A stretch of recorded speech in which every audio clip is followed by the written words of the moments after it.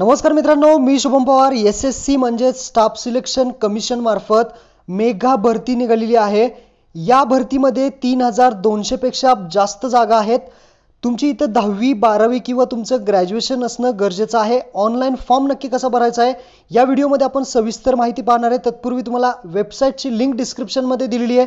कोणकोणत्या पोस्ट आहेत, किती पोस्ट आहेत, संपूर्ण माहिती तुम्हाला लिंकवरती जाऊन जे आहे ते अगोदर पाहून घ्यायचं आहे. मल्टीटास्किंग स्टाफ असेल, अकाउंटंट असेल, त्यानंतर बाकीचे ज्या पद आहेत ते तुम्ही इथं पाहून घ्या. शैक्षणिक पात्रता जर तुम्ही पाहिली तर 10वी उत्तीर्ण किंवा 12वी उत्तीर्ण किंवा पदवी या तिन्हीपैकी तुमचं जे असेल ते 10वी पास, 12वी पास, पदवी असेल तरी चालणार आहे. वयाची अट जी आहे ती 18 वर्ष पूर्ण पाहिजे. 1 जानेवारी 2021 रोजी 18 वर्ष ते 30 वर्षापर्यंत जे आहे ते तुमचं एज असणं गरजेचं आहे. त्यानंतर नोकरी ठिकाण आहे, संपूर्ण भारतामध्ये जागा आहेत. यामध्ये सगळ्यात महत्त्वाचं फीज जनरलला आणि OBCला फीज 100 रुपये आहे. महिलांना फी राहणार नाहीये. SC ST PWD ला सुद्धा फी राहणार नाहीये. त्यानंतर ऑनलाईन अर्ज करण्याची शेवटची तारीख 25 ऑक्टोबर आहे. परीक्षा जी आहे ती जानेवारी फेब्रुवारीमध्ये होईल. वेबसाईटची लिंक तुम्हाला दिलेली आहे. खाली जाहिरात पाहू शकता. इथं क्लिक हिअर वरती क्लिक करा आणि जाहिरात पूर्णपणे तुम्ही नोटिफिकेशन डाउनलोड करा. अप्लाय वरती क्लिक केल्यानंतर तुम्ही या वेबसाईट वरती येणार आहात, ssc.nic.in वरती. इथं आल्यानंतर तुम्हाला काय करायचं आहे, नोटिफिकेशन पहा. लेटेस्ट न्यूजमध्ये नोटीस फॉर फेज 9 2021 जे इथे नोटिफिकेशन आलेली, ही नोटिफिकेशन संपूर्ण वाचून घ्या. खाली ज्या जागा आहेत त्या तुम्हाला सर्वात शेवटी ज्या आहेत त्या पाहायला मिळतील. कोणत्या कॅटेगरीसाठी किती जागा दिलेल्या आहेत संपूर्ण यामध्ये दिलेलं आहे. आपण पुढे जाऊन जे आहे ते कोणकोणत्या पोस्ट आहेत ते पाहणारच आहेत. फॉर्म भरताना मी तुम्हाला सांगेल, पण ही PDF जी आहे ही एकदा डोळ्यासमोरून काढून घ्या. आता त्यानंतर यामध्ये तुम्ही पाहू शकता प्रत्येक जागा जी आहे त्यामध्ये SC ST OBC किती आहेत, एज क्रायटेरिया काय आहे, सर्व माहिती दिलेली आहे. या वेबसाईटवरती आल्यानंतर सर्वात पहिल्यांदा इथे तुमचं अकाउंट असेल तर लॉग इन करा. अकाउंट नसेल तर न्यू युजर रजिस्टर नाव या ऑप्शनवरती क्लिक करायचं आहे. अगोदर याच्यावरती आपण एक व्हिडिओ पाहिला होता ज्यामध्ये संपूर्ण प्रोसेस अकाउंट कशी, न्यू युजर कसं रजिस्ट्रेशन करायचं तो पाहिला नसेल तर तो व्हिडिओ तुम्ही पाहून घ्या. यामध्ये तुम्हाला स्टार्टिंगला आधार कार्ड आहे का विचारलं जातं. बेसिक डिटेल्स फक्त इथं तुम्हाला टाकायचे असतात आणि फोटो आणि सिग्नेचर अपलोड करायचा असतो. ही बेसिक डिटेल जी आहे ती तुम्हाला टाकायची आहे. Do you have Aadhaar card तर आधार कार्ड. जर तुमचं रजिस्ट्रेशन कसं करायचं आहे तर व्हिडिओ पाहून घ्या. डिस्क्रिप्शनमध्ये लिंक आहे आणि वरती आय बटन वरती सुद्धा तुम्हाला भेटून जाईल. तर सर्वात पहिल्यांदा तुम्ही जर यावरती रजिस्ट्रेशन नसेल केलं तर तुमचा इथं आधार कार्ड नंबर, त्याच्यानंतर तुमचं नाव जे आहे ते टाकायचं आहे. नाव तुमचं 10वीच्या 12वीच्या मार्कशीट वरती जे असेल तसं नाव टाकायचं आहे. अगोदर आडनाव असेल आडनाव, सगळी माहिती जी टाकून तुम्ही रजिस्ट्रेशन करून घ्या. पूर्ण रजिस्ट्रेशनचा व्हिडिओ डिस्क्रिप्शनमध्ये आय बटन वरती दिलेला आहे. त्यानंतर लॉग इन करायचं आहे. तुम्हाला जो ID पासवर्ड मिळाला असतो रजिस्ट्रेशन झाल्यानंतर तुम्हाला इथं डायरेक्टली लॉग इन करायचं आहे. ID पासवर्ड तुमच्या ईमेलवरती भेटतो. ID पासवर्ड टाकायचा आणि लॉग इन ऑप्शनवरती क्लिक करायचं आहे. इथे पाहू शकता वॅकन्सीज तुम्हाला लेटेस्ट नोटिफिकेशनमध्ये दिसेल. Phase 9 2021 selection post. इथे ॲप्लिकेशन एंड डेट आहे 25/10/2021 ला शेवटची डेट राहणार आहे. तर इथं तुम्हाला काय करायचं आहे, ऑनलाईन ॲप्लिकेशन करण्यासाठी इथं लेफ्ट साईडला एक छोटा पर्याय आहे अप्लाय. या अप्लाय ऑप्शनवरती क्लिक करायचं आहे. अप्लाय ऑप्शनवरती क्लिक केल्यानंतर तुमची ऑटोमॅटिकली जी रजिस्ट्रेशन तुम्ही केलं होतं संपूर्ण माहिती ऑटोमॅटिकली येणार आहे. फक्त थोडी माहिती तुम्हाला इथं भरायची आहे. इथं 15 नंबरचा पॉईंट पाहिला तर पाहू शकता इथं तुम्हाला रिजन सिलेक्ट करायचं आहे.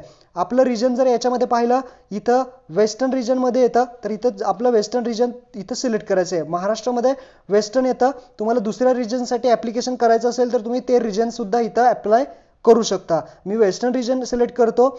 त्यानंतर मित्रांनो इथं तुम्हाला विचारलं जाईल पोस्टचा कोड. ज्या जागा आहेत त्या जागेचा कोड तुम्हाला माहित असणं गरजेचं आहे.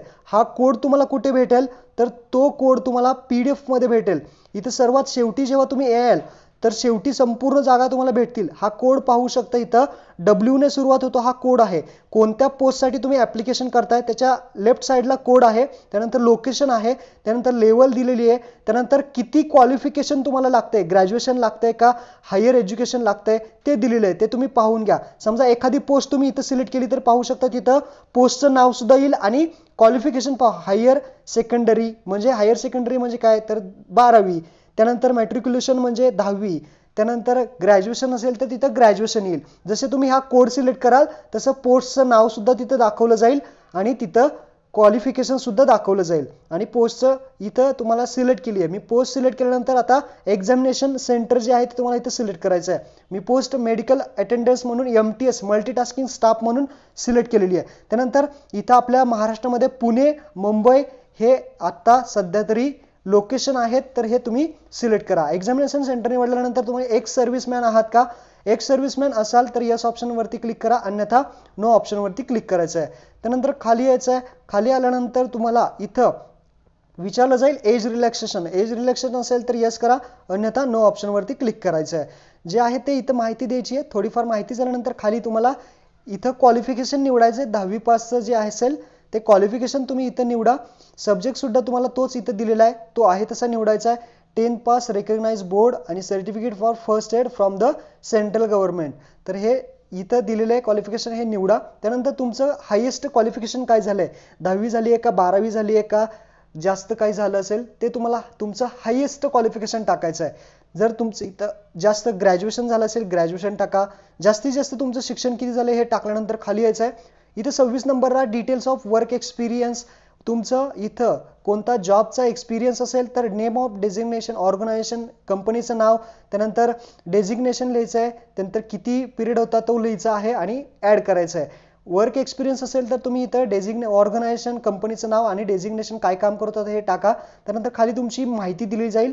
त्यानंतर हे तुम्हाला आता फोटो आणि सिग्नेचर अपलोड करायचं आहे. फोटो आणि सिग्नेचर अपलोड करण्यासाठी तुम्हाला साईज पाहू शकता. फोटोची 20 ते 50 KB पाहिजे. JPEG मध्ये किंवा JPG फॉर्मॅटमध्ये अपलोड करू शकता. तर चूज फाईलवरती क्लिक करायचं आहे. फोटो इथं अपलोड करायचं तर ते सांगत आहे 20 ते 50 KB पाहिजे. 20 ते 50 KB करण्यासाठी इमेज कंप्रेसची वेबसाईट तुम्हाला डिस्क्रिप्शनमध्ये दिली आहे. इथं या फोटो अपलोड करा.